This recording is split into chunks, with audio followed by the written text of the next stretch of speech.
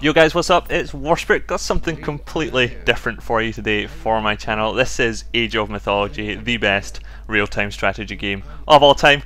Got it in the Steam sale recently with 75% off. This was a game I played something like 12 years ago when I was a kid, and this was like the best game at that time. I've been playing it recently and it's still fantastic. It still has the same bugs it had 12 years ago.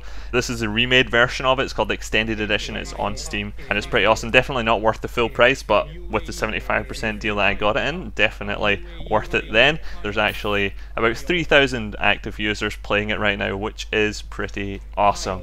But if this isn't your cup of tea, then I highly recommend that you go watch one of my Titanfall or Crisis gameplays or even Evolve gameplays while you listen to the commentary here, because I'm doing a little gameplay commentary as standard. So in this Age of Mythology gameplay, I am playing as Ra, which is one of the Egyptian gods, and my strategy here is it's a little 1v1, a ranked 1v1, competitive 1v1 Age of Mythology. It's awesome.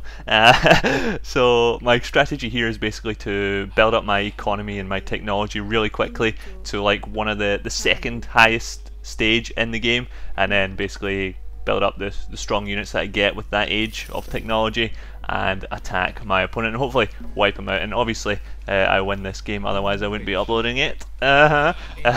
So anyway, on the other hand, every year around the time of E3 I always find myself not playing video games as hardcore as I usually do, mainly because the motivation is not there, simply because all these new games are about to be revealed at E3 and the hype for these new games is there, and really the hype for the old games that I had been playing isn't really there right now. So just been chilling really, playing a mixture of games, some Heroes of the Storm, Blizzard's MOBA, some Hearthstone from Blizzard again, really casual games, and even some Age of Mythology here. Not like a pro or anything Age of Mythology, I only just got it, but I've already invested like 30 hours in the past couple of weeks into this game, so you know, just playing, enjoying the custom modes and occasionally playing some ranked 1v1s and seeing how I do against some pretty good players. But I've been winning most of my games so far, which is nice, so gonna maybe keep at it a little bit and build up my RTS rank again, which would be awesome. It's just so much nostalgia in this game for me, so I'm really enjoying it on that side of things. E3 last week was pretty good, I would say. It always seems to be like all the good stuff is in day one, and then after that like there's not really much to watch. So I pretty much really enjoyed the first day, but after that didn't watch much of it because it was all just the same stuff and maybe some developer interviews and things that weren't really super interesting. So going into E3, the only thing really that I was looking forward to seeing was Mirror's Edge, which has been renamed Mirror's Edge Catalyst now instead of Mirror's Edge 2, which is fine because it's like a prequel and it looks pretty awesome from the trailer we saw at E3, so that was one thing I was really happy about. The other thing I was maybe looking forward to seeing at E3 was Star Wars Battlefront, and when I did see that gameplay trailer I was completely underwhelmed. Basically it was just a reskinned Battlefield, and I absolutely hate Battlefield, so that game is just completely dropped off my radar now. I'm not really going to be looking into that game much at all unless it picks up and releases some more cool footage that might appeal to me more, but right now it's completely unappealing. So that's that game done. But surprisingly, the other game that just came out of nowhere was Fallout 4. It wasn't really a game on my radar at all, and the whole E3 stuff for Fallout 4 was awesome. I'm a big Skyrim fan, so I saw a lot of elements from Skyrim in that game. I love character customization and the whole, they had like outfit, weapon customization, even defense, like shelter defense customization stuff, which was pretty cool. So a lot of customization in that game, and really customization like that in RPG games really sells for me. I'm really looking forward to Fallout 4 now as well, so that's cool.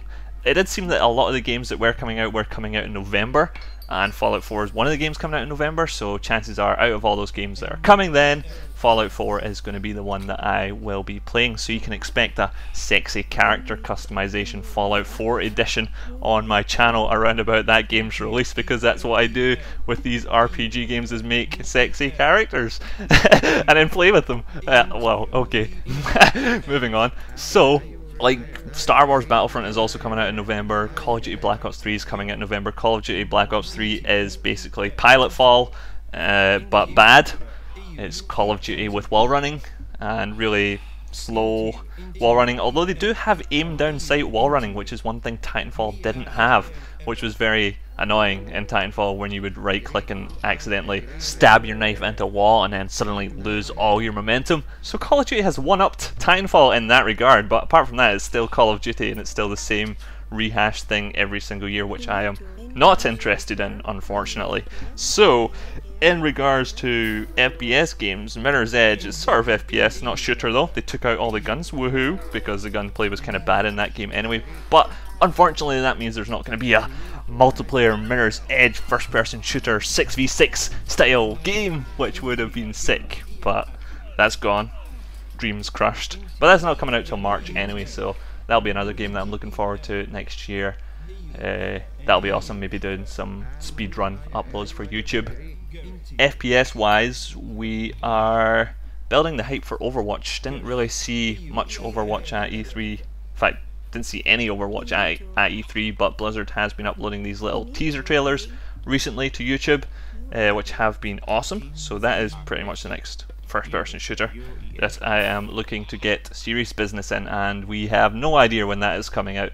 Possibly after BlizzCon this year, so around about November. So that's basically what I'm holding out to. We have 4 months of messing around with some casual, super casual games, because I do play Evolve like on and off. Maybe the arena mode is super casual and pretty fun, so I will be probably playing that when the new season pass releases. Probably not going to get the new season pass though, because the Evolve numbers have dropped off dramatically recently, and it's just not really value to invest in a game that doesn't have a player base anymore. Don't think I would get any value out of spending all that money on a season pass that I would not really need. So they've messed up bad. Like, their marketing team totally destroyed that game. Like, I mean, they included the 5th monster in the season pass this time instead of charging $15 separately for the new monster, which would have been absolutely ridiculous.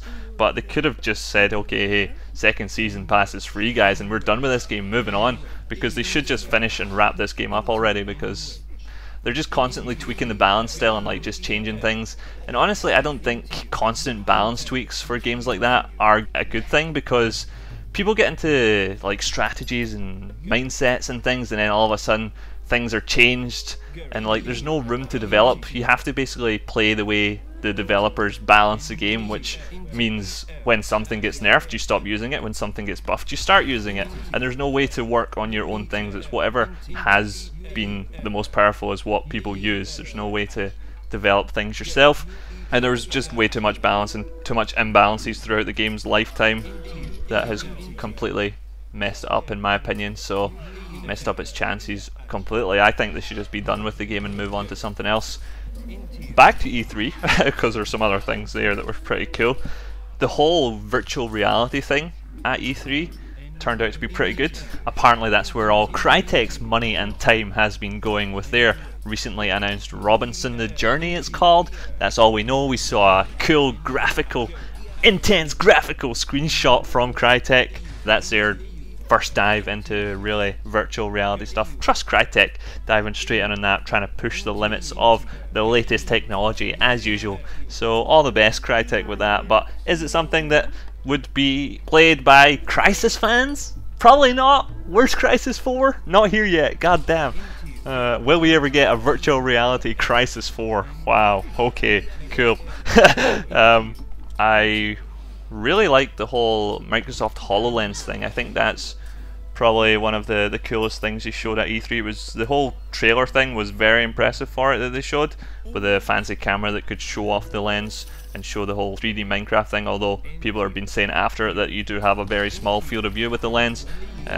Yeah, okay, but I mean, it's technology. This is the future. The future is now. Pretty eye-opening to see something like that finally being realized by a company. And if you check the website for it, it's even more impressive seeing like 3D modelers using it to have a hologram of a 3D model displayed on their desktop beside them that they can interact with and rotate, and even just like having things displayed in your room like weathers and clock. No need for actual objects in your house. You can just have it all displayed virtually. Like, that's crazy. That's awesome. I love it.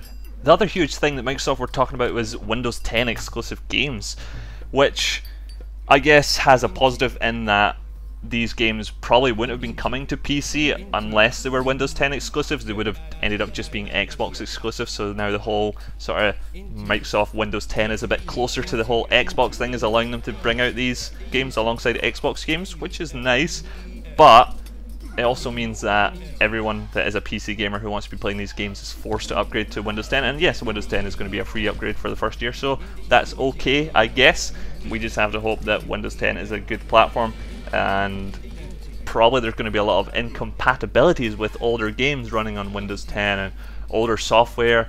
Things like you'll need to update a lot, it'll be a lot of hassle, but we're hoping Windows 10 might be the premium gaming platform. We just hope they don't try and introduce some Xbox features onto the PC, like this pay subscription online stuff. Like, that's one fear. They have announced that they aren't going to do that via Twitter, but I don't know how reliable that is.